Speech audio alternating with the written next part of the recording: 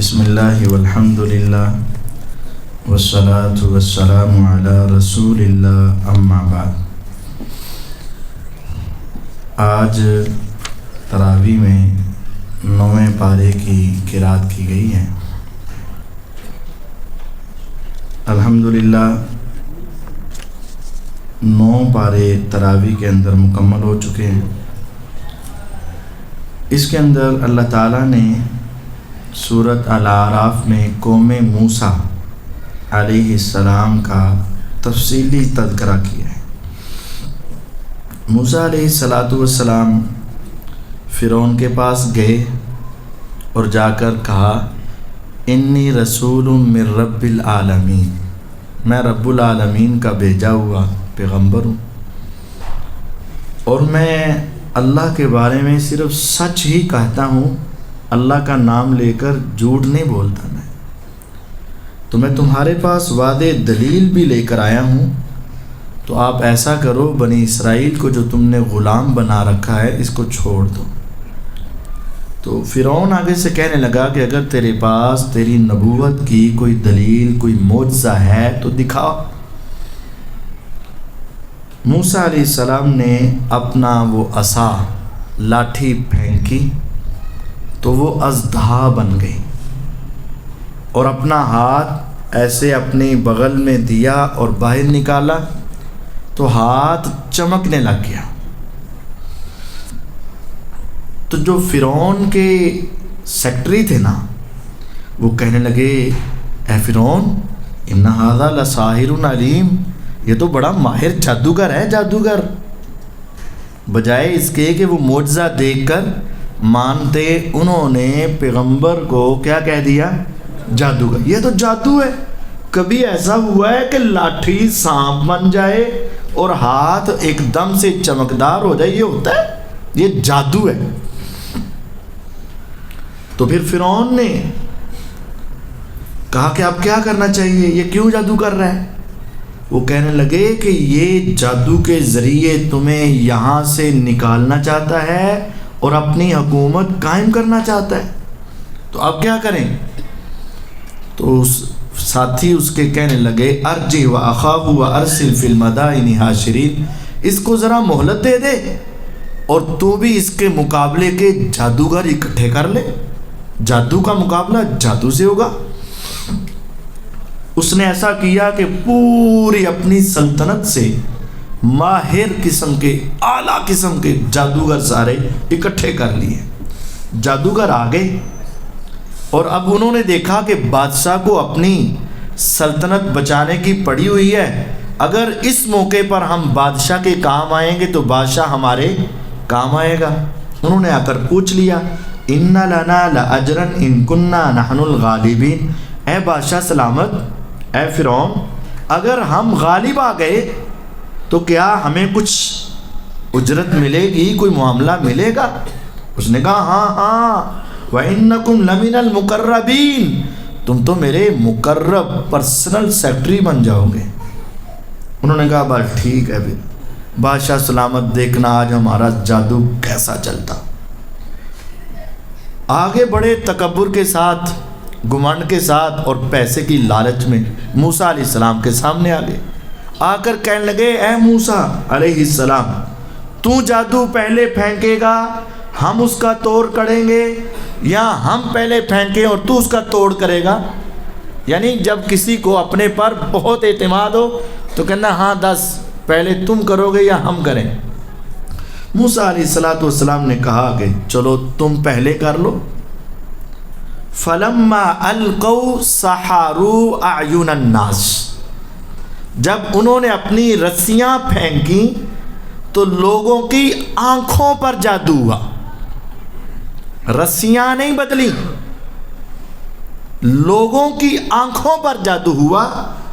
واسترہبوہم، اور وہ ان سے ڈر گئے، ان کو ایسے لگا یخیل الیہ من سحرہم انہا تسعی، جادو کی وجہ سے ایسے خیال آ رہا تھا گویا کہ وہ رسیاں دوڑ رہی ہیں۔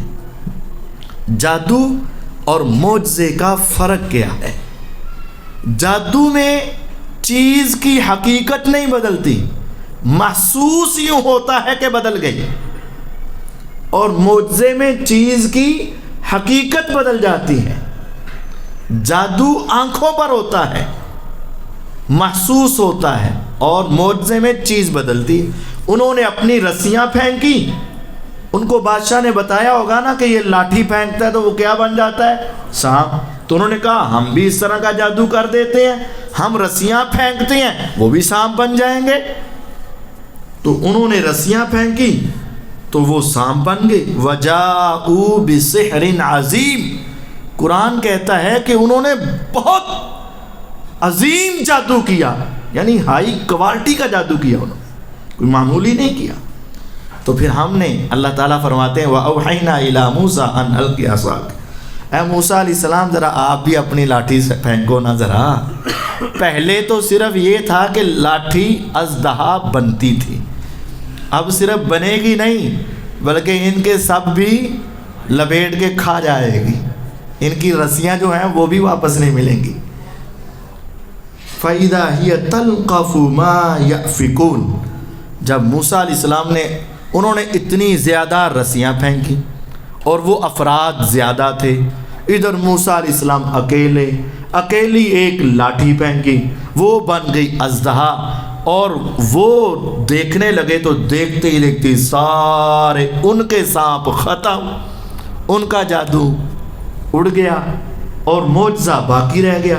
اور اب جو جس چیز کا ماہر ہوتا ہے نا، وہ اپنے کام کو صحیح سمجھتا ہے۔ وہ چونکہ جادوگر تھے، انہوں نے بہت ٹاپ کلاس جادو کیا، لیکن جب ان کا جادو ایسے ہی ختم ہو گیا تو وہ سمجھ گئے کہ یہ سامنے والا شخص جادوگر نہیں ہے۔ کاریگر کی چیز کو پہچان جاتا ہے، یار اے اصلی ہے کہ نکلی ہے، اے کنے کا پانی چاہیے۔ پہلوان کو دیکھ کر ہم نہیں سمجھ سکتے، جو جس چیز کا ماہر ہوتا ہے وہ اپنے مد مقابل کو فوراً پہچان لیتا ہے کہ یہ کہاں تک ہے۔ اب وہ جادو کے ماہر تھے، جب انہوں نے دیکھا کہ ہمارے جادو کے ختم ہوتے سیکنڈ لگے ہیں تو وہ سمجھ گئے کہ سامنے والا جادوگر نہیں ہو سکتا۔ فوقع الحق وبطل ما كانوا يعملون، حق ثابت ہو گیا اور ان کا باطل معاملہ ختم ہو گیا۔ فغلبوا هنالك، وہاں وہ مغلوب، اس سے آگے ان کے پاس جادو کی کوئی اگلی سٹیج ہے ہی نہیں تھی۔ اب کیا ہوا؟ وَأُلْقِيَ السَّحَرَةُ سَاجِدِينَ، سارے جادوگر جو چند لمحے پہلے بادشاہ سے کہہ رہے تھے پیسے ملیں گے، وہ سارے بادشاہ کو دیکھے بغیر سر سجدے میں رکھ دیا اور کہنے لگے آمنا برب العالمین رب موسیٰ و ہارون، ہم مان گئے جہانوں کے رب کو، ہم مان گئے موسیٰ اور ہارون کے رب کو، وہ سچا رب ہے اور یہ اس کے سچے رسول ہیں، ہم مان گئے۔ کیونکہ ان کو پتہ چل گیا تھا یہ معجزہ ہے، یہ جادو نہیں ہے۔ اب فرعون، اپنی بدماشی تھی اس کی اور اس کی اپنی ذلت بھی تھی، تو کیسا جملہ بولا۔ افسوس کہ آج کے بعض مسلمان بھی وہی جملہ بولتے ہیں جو فرعون نے بولا تھا۔ قال فرعون آمنتم به قبل ان آذن لکم، فرعون کہنے لگا اوے جادوگرو، میری اجازت کے بغیر ہی مسلمان ہو گئے ہو۔ جس طرح کہتے ہیں نا، یار میں تیرا باپ ہوں، مجھے پوچھے بغیر ہی تو مسلمان ہو گیا، میں تیرا باپ ہوں، میں تیرا دوست ہوں، میری اجازت کے بغیر ہی تو نے رفع الیدین شروع کر دی، میری اجازت کے بغیر ہی تو نے یہ کام شروع کر دیا۔ فرعون کہتا ہے آمنتم بھی قبل ان آذن لکم، اوے میری اجازت کے بغیر ہی مسلمان ہو گئے ہو۔ پھر وہ کہنے لگا ان ھذا لمکر مکرتموہ فی المدینہ، میں سمجھ گیا یہ تمہاری آپس کی چال ہے، تسی آپس اندروں رلے ہوئے ہو۔ اور 19ویں پارے میں کہتا ہے انہ لکبیرکم الذی علمکم السحر، ہاں مجھے سمجھ آ گئی، یہ موسیٰ علیہ السلام نعوذ باللہ کہتا ہے او منو پتہ چل رہا یہ تو تمہارا استاد ہے، یہ تو تم سارے آپس میں رلے ہوئے ہو، یہ تو تمہارا استاد ہے۔ اب غصے میں آ گیا، کہنے لگا لَأُقَطِّعَنَّ أَيْدِيَكُمْ وَأَرْجُلَكُمْ مِنْ خِلَافٍ، میں تمہارے مخالف سمت سے ہاتھ اور پاؤں بڑے برے طریقے سے کاٹ دوں گا، اتار دوں گا.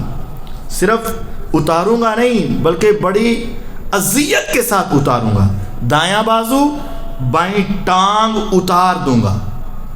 ثم لأصلبنکم اجمعین، پھر تمہیں سب کو اونچے اونچے تنوں پر سولی دے دوں گا. ایک ہوتی ہے پھانسی اور ایک ہوتی ہے سولی. سولی اور پھانسی میں فرق ہے. پھانسی کا پھندا گلے میں ڈالا، نیچے سے وہ کوئی چیز کھینچ دی، بندہ لٹک گیا، چند منٹ 3-4 منٹ میں بندہ ختم ہو جاتا ہے. اور پھانسی انسان کو جلدی موت دے دیتی. لیکن جو سولی ہے نا، زندہ بندے کو اونچے درخت کے ساتھ باندھ دیا جاتا ہے اور نیچے سے پتھر، چھریاں، تیر اور اس طرح کی چیزیں پھینک پھینک کے مارا جاتا ہے، اور اتنی دیر تک اس کے اوپر وہ زخم لگتے رہتے ہیں جب تک اس کی جان نہیں نکل جاتی. تو یہ بہت اذیت ناک مرحلہ ہے. تصور کریں ہاتھ پاؤں باندھے ہوں، چہرے پہ پتھر لگ رہے ہوں، سر پہ پتھر لگ رہے ہوں، چھریاں لگ رہی ہوں، تیر برس رہے ہوں. موت اتنی جلدی تو نہیں آتی نا، خون نکلتا ہے، روح نکلتی ہے، وقت لگتا ہے. دن کے اول مرحلے میں کافر تھے اور پیسے کے طلبگار تھے، اور دن کے آخری مرحلے میں اللہ کی جنتوں میں خوشیاں منا رہے تھے. ایمان اس چیز کا نا، جب ان کو پتہ چل گیا نا تو پھر انہوں نے جب دھمکی دی نا، فرعون نے میں تمہیں قتل کر دوں گا، انہوں نے کہا فقض ایمان تقاض، تو جو کر سکتا ہے کر لے، انما تقضی هذه الحیات الدنیا، زیادہ سے زیادہ تو کیا کرے گا، ہماری دنیا کا فیصلہ کرے گا نا. لیکن ہم نے تو اپنے رب کو مان لیا اور پہچان لیا ہے، ہمیں اب دنیا میں زندہ رہنے کی ضرورت ہی نہیں ہے. اور ساتھ یہ دعا مانگی، ربنا افرغ علینا صبرا، مولا گھاٹی بڑی مشکل ہے، ہمیں صبر عطا کر دینا. وتوفنا مسلمین، اور ہماری موت آئے تو حالت اسلام میں فرما برداری کی حالت میں موت آئے. اس کے بعد اللہ رب العزت نے ایک اور بنی اسرائیل کا واقعہ بیان کیا. واسألہم عن القریۃ التی کانت حاضرۃ البحر، ان سے سوال کرو اس بستی کے بارے میں جو سمندر کے کنارے پر تھی. اذ یعدون فی السبت، یہودیوں کی عبادت کا دن ہے ہفتہ، عیسائیوں کی عبادت کا دن ہے اتوار، اور مسلمانوں کی خاص عبادت کا دن کیا ہے؟ جمعہ. یہودیوں کی خاص عبادت کا دن ہفتہ تھا. ان کو کہا گیا کہ ہفتے والے دن تم نے کام نہیں کرنا. سمندر کے کنارے بستی تھی، ان کا کاروبار یہ تھا، مچھلیاں پکڑتے بیچتے، پکڑتے بیچتے، پکڑتے بیچتے. ان کو کہا گیا ہفتے والے دن مچھلی نہیں پکڑنی، عبادت کرنی.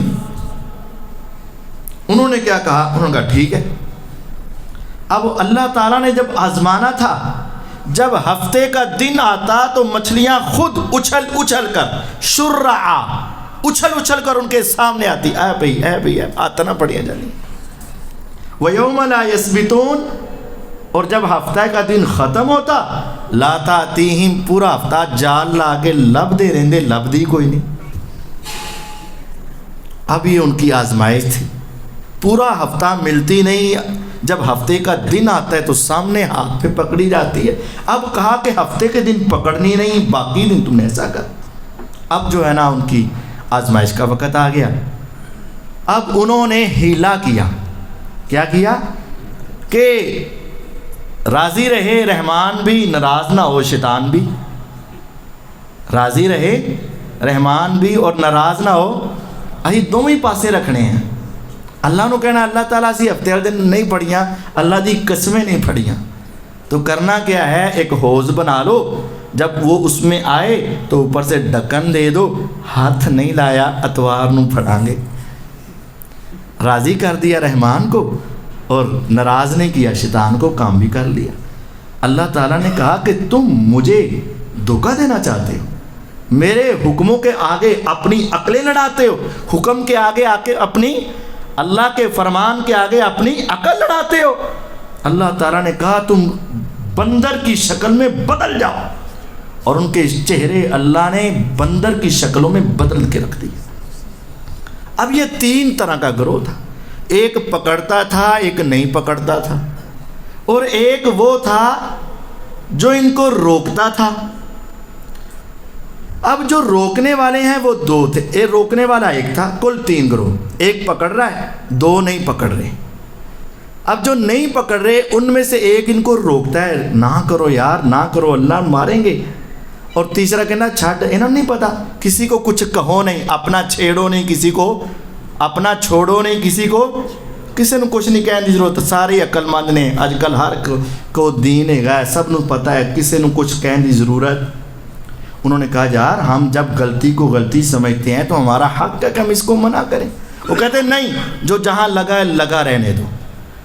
3 تھے، ایک پکڑتے تھے، ایک ان کو روکتے تھے، اور تیسرے پکڑتے بھی نہیں اور روکتے بھی نہیں، بلکہ روکنے والوں کو روکتے تھے کہ نہ روکو ان کو۔ تو عذاب کتنوں پر آئے؟ ایک وہ جو پکڑنے والے ہیں اور ایک وہ جو روکتے نہیں ہیں، ان پر بھی عذاب آ گیا۔ گناہ کرنا بھی گناہ ہے اور گناہ سے نہ روکنا بھی، گناہ کو دیکھ کر چپ رہنا بھی گونگا شیطان ہے۔ گناہ سے روکنا یہ اہل ایمان کی نشانی ہے، اور الحمدللہ ہم جب بھی کوئی غلطی دیکھتے ہیں تو اس سے روکتے ہیں۔ بعض لوگ کہتے ہیں قاری صاحب چھڈو، تسی کہڑے پاسے لگے ہو، جو جتنے لگا رہے تسی بس اپنے کام نہ کام کرو۔ ہم کہتے ہیں بھائی ہماری ذمہ داری ہے، ہم بتائیں گے یہ صحیح ہے، یہ غلط ہے، یہ ٹھیک ہے، یہ نہیں ٹھیک، یہ ہماری ذمہ داری ہے، کوئی مانے نہ مانے ہم نے بتانا ہے۔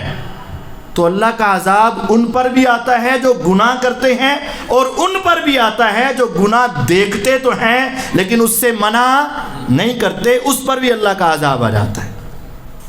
اس کے بعد اللہ تعالیٰ نے اس سورت کے آخر میں فرمایا جن کو یہ پکارتے ہیں، ان الذین تدعون من دون اللہ، جن کو یہ تم پکارتے ہو نا اللہ کے سوا، عباد امثالکم، تمہارے جیسے تو بندے تھے، جب وہ زندہ تھے تمہارے جیسے تھے، کھاتے بھی تھے، پیتے بھی تھے، سوتے بھی تھے، ان کو تکلیف بھی ہوتی تھی، آنکھیں بند کر لیتے نظر نہیں آتا تھا، سو جاتے نظر نہیں آتا تھا، نہیں سنتا تھا، سارا کچھ تمہارے جیسا تھا۔ جب وہ فوت ہو گئے تم نے ان کو رب بنا لیا۔ یہ عجیب بات ہے، کوئی دنیا میں اللہ کا کتنا بھی نیک آدمی آج لے آؤ، اس کو کہو ایسے آنکھیں بند کر، جب بند کرے گا اب اس سے پوچھو نظر آ رہا ہے؟ نہیں نا نظر آتا۔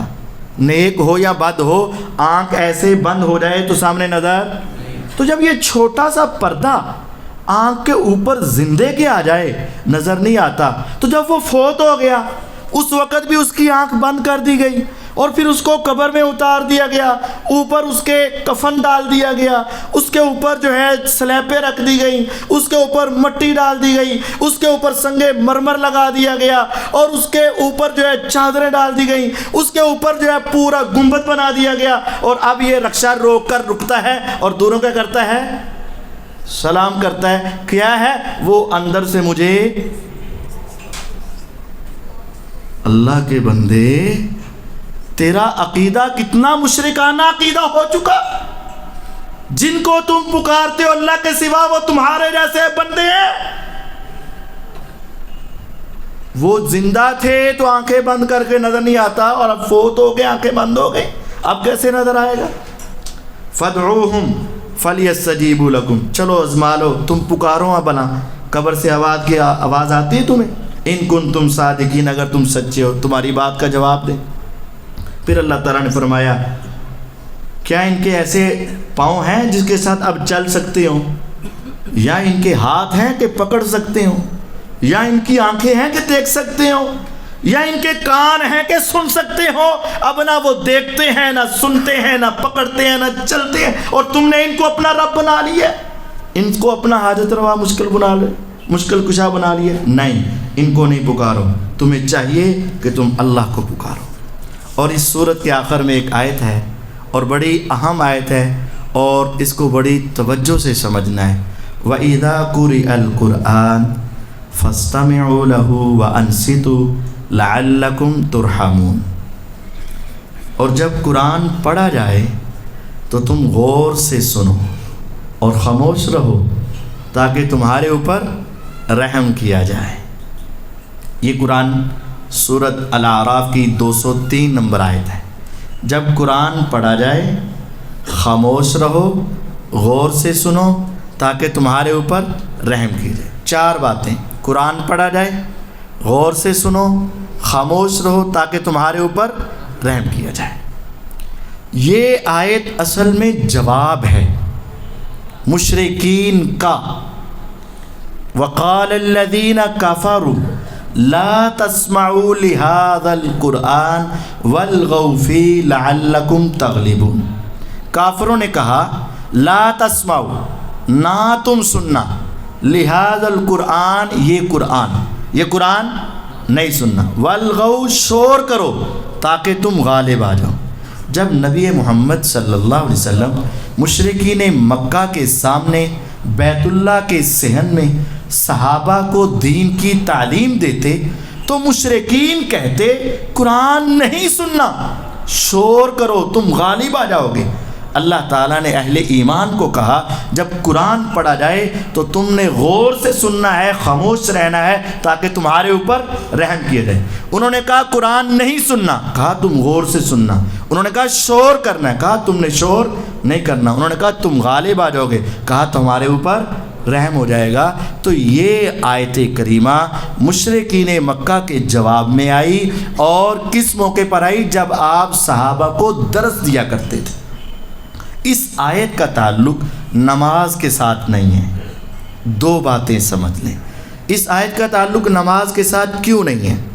پہلی وجہ یہ ہے، یہ آیت مکی ہے، سورۃ الاعراف مکہ میں نازل ہوئی، اور با جماعت نماز اکٹھے ہو کر یہ مکہ میں کبھی نہیں ہوئی، اور مدینہ کے بھی پہلے سال با جماعت نماز دوسرے سال فرض ہوئی ہے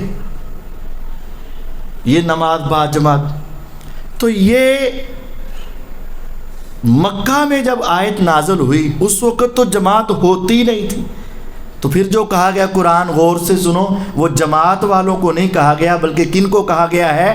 درس سننے والوں کو کہا گیا کہ غور سے سنو۔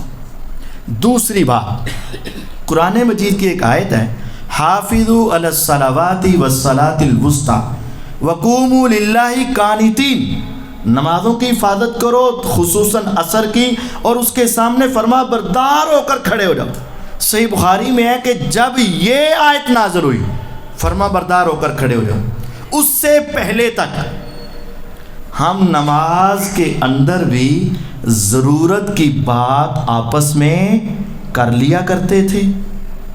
کتنی رکھتے ہو گئی، یہ چیز کہاں پڑی ہوئی ہے، چل تھوڑا یا نال ہو جا، یہ نماز میں باتیں کر لیتے تھے۔ جب یہ آیت نازل ہوئی نا وَقُومُوا لِلَّهِ قَانِتِينَ، اس کے بعد ہمیں نماز میں باتیں کرنے سے روک دیا گیا۔ اب غور کریں، ایک آیت مکہ میں نازل ہوئی، اس آیت کے کئی سال بعد تک صحابہ نماز میں کیا کرتے رہے؟ باتیں کرتے رہے، اور پھر دوسری آیت نازل ہوئی تو باتیں ختم ہوئی۔ اس کا مطلب وہ آیت جو پہلے نازل ہوئی تھی اس آیت نے نمازی کو نماز میں بات سے بھی نہیں روکا۔ اگر روکا ہوتا تو صحابہ باتیں نہ کرتے۔ تو جو آیت نمازی کو بات سے نہ روکے، کیا وہ آیت سورہ فاتحہ سے روک دے گی؟ ہمارے کچھ دوستوں کے ذہن میں یہ ہے قرآن میں آیا کہ جب قرآن پڑھا جائے خاموشی سے سنو تاکہ تمہارے اوپر رحم کیا جائے، لہذا ہم امام کے پیچھے سورہ فاتحہ نہیں پڑھتے۔ ان کی جناب میں گزارش یہ ہے کہ رسول اللہ صلی اللہ علیہ وسلم اس آیت کو سب سے زیادہ جانتے تھے، اس کے باوجود آپ نے یہ حکم دیا ہے کہ جس نے نماز میں سورہ فاتحہ نہ پڑھی اس کی نماز نہیں ہے۔ اور یہ صحابی عبادہ بن صامت رضی اللہ عنہ اپنے کانوں سے حدیث سنتے ہیں، اور ابو داود کی حدیث ہے، فجر کی نماز سے 1 رکعت لیٹ ہو گئے تو انہوں نے آ کر اپنی نماز میں سورہ فاتحہ پیچھے پڑھی۔ فجر مقتدی اونچی قرات، پیچھے انہوں نے فاتحہ پڑھی. ساتھ والے نے نماز کے بعد پوچھا کہ آپ نے فاتحہ پڑھی؟ انہوں نے کہا ہاں اللہ کی قسم میں نے اپنے کانوں سے اپنے محبوب محمد الرسول اللہ صلی اللہ علیہ وسلم کی حدیث سنی ہے. وہ کہتے تھے جس نے نماز میں سورہ فاتحہ نہ پڑھی اس کی نماز نہیں. اس وجہ سے میں نے نماز میں فاتحہ پڑھی ہے. فجر کی نماز میں اونچی والی قرات میں امام کے پیچھے صحابی پڑھ رہے ہیں اور دلیل وہی دے رہے ہیں کہ محمد الرسول اللہ صلی اللہ علیہ وسلم نے فرمایا اس کے بغیر نماز نہیں. اچھا میں اب آپ کو ایک عقلی طور پر بات سمجھاتا ہوں. دو آخری بات ہے، آج 5 منٹ زیادہ ہو جائے تو معاف کر دیجئے گا. 2 باتیں صرف کر کے اپنی بات ختم کر. ایک ہے آیت کے الفاظ، وہ سمجھانا چاہتا ہوں. آیت کے اندر جو لفظ آیا نا وَإِذَا قُرِئَ الْقُرْآنُ فَاسْتَمِعُوا لَهُ وَأَنصِتُوا، انصتوا خاموش رہو. خاموشی کے کئی درجات ہیں. ایک خاموشی یہ ہے کہ آواز نہ آئے تو یہ خاموشی ہے، چاہے آپ منہ میں پڑھتے رہیں. اور ایک خاموشی یہ ہے کہ زبان بند، یہ بھی خاموشی ہے. انصتوا عربی زبان میں آپ عربی ڈکشنری میں دیکھیں کہ انصتو کس کے لیے بولا جاتا ہے. کیا زبان بندی کے لیے بولا جاتا ہے یا شور کے مقابلے میں آواز نہ آنے پر بولا جاتا ہے؟ اب یہ ہمیں حدیث سے پتہ چلتا ہے کہ انصتو کا معنی زبان بند نہیں ہے. انصتو کا معنی ہوتا ہے آواز بند. ایک ہے زبان بند اور ایک ہے جیسے آپ خاموشی سے سن رہے ہیں لیکن کچھ بھائی اب بھی بیٹھے منہ میں کیا کر رہے ہوتے ہیں؟ ذکر کر رہے ہوتے ہیں. سبحان اللہ سبحان اللہ. لیکن ان کی آواز نہیں آ رہی تو ہم کہیں گے یہ خاموش بیٹھے ہیں. لیکن ان کی زبان عربی کے اندر انصتو جو ہے وہ آواز بند کے لیے آتا ہے، زبان بند کے لیے نہیں آتا. دلیل کیا ہے؟ دلیل یہ ہے جامع ترمذی، مسند سنن ابی داود، سنن نسائی، 3 حدیث کی کتابوں میں یہ روایت ہے. رسول اللہ صلی اللہ علیہ وسلم فرماتے ہیں جو شخص جمعہ پڑھنے کے لیے آیا، جمعہ پڑھنے کے لیے آیا، خاموش رہا، امام کے قریب بیٹھا حتیٰ کہ نماز پڑھ کے چلا گیا، اس کی خاموشی نماز کے ختم ہونے تک ہوئی، تو اللہ تعالیٰ اس کے 10 دنوں کے گناہ معاف کر دے گا. یہ لفظ ہے ثم انصتا. ابھی آپ درس کے بعد حدیث حوالہ عربی دیکھنا چاہیں تو میں ادھر ہوں. وہاں لفظ ہے جو شخص جمعہ پڑھنے کے لیے آیا پھر وہ انصتا، یہاں جو ہے فانصتو انصتا، خاموش رہا، امام کے قریب بیٹھا. کتنی دیر تک خاموش رہا؟ حتیٰ کہ اس نے جمعے کی نماز پڑھ لی تو اس کے 10 دن کے گناہ معاف ہوں گے. اب انصتا کو سمجھیں. اگر کوئی شخص کہے کہ اس کا معنی زبان بند ہے، اس کا مطلب ہے وہ جمعے کی نماز میں پھر کچھ بھی، اللہ اکبر بھی، سبحان ربی العظیم بھی، سبحان ربی الاعلیٰ بھی. حالانکہ یہ تو ہر بندہ کہتا ہے، ہر عالم کہتا ہے فاتحہ پڑھے نہ پڑھے لیکن باقی سارا کچھ تو ہم کہتے ہیں اگر میں اس حدیث پر عمل کرنا چاہتا ہوں تو میں کیسے کروں گا؟ کسی قاری صاحب کے پاس جا کے پوچھیں، وہ کہیں گے منہ میں پڑھ لے ربی اللہ، سبحان ربی العظیم، سبحان ربی اللہ. ان کو قاری صاحب انصتا لفظ ہے، وہ کہیں گے پھر بھی منہ سے پڑھ. تو اگر وہاں انصتا لفظ ہو تو اس کا معنی ہے آواز بند، لیکن منہ میں پڑھو. تو جو قرآن کی آیت میں ہے وَإِذَا قُرِئَ الْقُرْآنُ فَاسْتَمِعُوا لَهُ وَأَنصِتُوا، پھر اس کا معنی بھی یہ ہے آواز بند کر لو لیکن منہ میں پڑھ لو. دوسری اور آخری بات، اگر کوئی میرا دوست بھائی کہ نہیں قاری صاحب دل نہیں مانتا، جب قرآن پڑھا جائے نا تو خاموش زبان بند، تو میں اسے کہتا ہوں چلو سمجھنے کے لیے میں آپ کے ساتھ ایگری ہوں. آپ اور میں فجر کی سحری کر کے مسجد میں داخل ہو رہے ہیں لیکن لیٹ ہو گئے. ادھر قاری صاحب نے فجر کی نماز شروع کر دی، میں اور آپ مسجد کے دروازے پر آئے، تو کیا ہم یہاں مسجد کے دروازے پر اللہم افتح لی ابواب رحمتک پڑھیں گے کہ نہیں؟ وہ تو قرات ہو رہی ہے تو پھر ہم نے کیا کرنا تھا؟ پڑھیں گے. چلیں آگے مجھے قضائے حاجت کے لیے واش روم جانا ہے تو میں اللہم انی اعوذ بک من الخبث والخبائث پڑھوں گا کہ نہیں؟ کہتے پڑھیں گے، چلو میں پھر پڑھ لیتا ہوں۔ واپس نکلا تو غفرانہ کا پڑھ لوں کہ نہیں؟ کیونکہ اسپیکر کی آواز تو آ رہی ہے، پڑھیں گے۔ اب میں نے وضو بنانا ہے، سب سے اہم مسئلہ، پہلی 3 میں تو تم کہہ سکتے ہو نہ پڑھو، اب میں نے کیا کرنا ہے؟ وضو کرنا ہے، تو وضو سے پہلے میں نے کیا پڑھنا ہے؟ اگر پڑھوں گا تو وضو ہوگا، نہیں پڑھوں گا تو وضو۔ اب پڑھوں کہ نہ پڑھوں؟ اگر کہو گے پڑھو تو میں کہوں گا قرآن کی آواز آ رہی ہے، اگر کہو گے پڑھ لو، منہ میں پڑھ لو، تو وضو ہوگا، ورنہ وضو ہی نہیں۔ وضو کر کے میں نے اس کے بعد اشہد ان لا الہ الا اللہ پڑھنی ہے کہ نہیں؟ کہتے پڑھنی ہے۔ پھر میں آ گیا، وہ میرا دوست، وہ میرا بھائی، وہ میرا جگری جو کہتا ہے نہیں پڑھنی، وہ پیچھے کیا کرتے ہیں؟ 2 رکعتیں فجر کی جماعت کے درمیان میں کیا پڑھتے ہیں؟ سنتیں، اور ان سنتوں میں اللہ اکبر کہتے ہیں کہ نہیں؟ اور اس کے اندر فاتحہ، اس کے اندر فاتحہ بھی پڑھ لیتے ہیں۔ چلے ہم وہ نہیں پڑھی، مسجد میں آگے پہنچے، نماز شروع کرنے لگے، تو پھر ہم یہاں بھی اللہ اکبر کہیں گے کہ نہیں؟ تو اگر یہ سارا کچھ ہم کرتے آئے تو میں کہوں گا یہ قرآن ہے بھائی، جب آواز آ رہی ہو قرآن کی تو کیا کرو؟ اگر تم اس کا معنی زبان بند لوگے تو تیرا وضو ہی نہیں ہوگا، تم تو نماز میں شامل ہی نہیں ہو سکتے۔ تم کہو میں گھر سے وضو کر کے آیا، چلو کر کے آ گئے، لیکن یہاں آ کر نماز شروع کرنے کے لیے کیا کہنا پڑے گا؟ تو یہ تو بول دیا نا پھر تم نے۔ اور اگر کہو کہ میں منہ میں پڑھوں گا تو میں بھی یہی کہتا ہوں کہ فاتحہ بھی کہاں پڑھ لو۔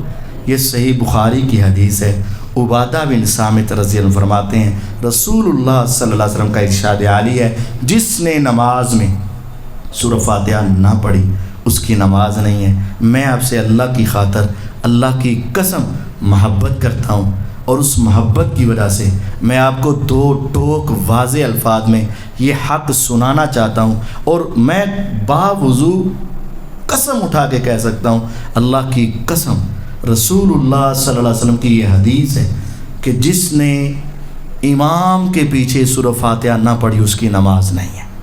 یہ حدیث ہے، یہ بہت بڑا مسئلہ ہے۔ جس نے امام کے پیچھے سورہ فاتحہ نہ پڑھی اس کی نماز، اور یہ حدیث کہاں ہے؟ سنن ابی داود میں رسول اللہ صلی اللہ علیہ وسلم نے نماز پڑھائی فجر کی، اور نماز کے بعد کہا لگتا ہے تم میرے پیچھے پڑھتے ہو۔ انہوں نے کہا حضور جو تلاوت آپ کرتے ہیں، جہاں سے آپ قرآن پڑھتے ہیں ہم بھی پڑھتے ہیں۔ فرمایا خبردار میرے پیچھے نہ پڑھا کرو سوائے سورۃ فاتحہ کے، میرے پیچھے نہ پڑھا کرو سوائے سورۃ فاتحہ کے، کیونکہ جو شخص سورۃ فاتحہ نہیں پڑھتا اس کی نماز نہیں۔ آپ نے مقتدیوں کو پیچھے اگلی قرات کرنے سے روک دیا اور فاتحہ پڑھنے کا حکم دیا۔ اس لیے میرے بھائیوں یہ ہمارے ایمان کا حصہ ہے، نماز کا حصہ ہے، خصوصی توجہ کی ضرورت ہے۔ اللہ تعالیٰ سمجھنے کی توفیق عطا فرمائے۔ وآخر دعوانا ان الحمد للہ رب العالمین۔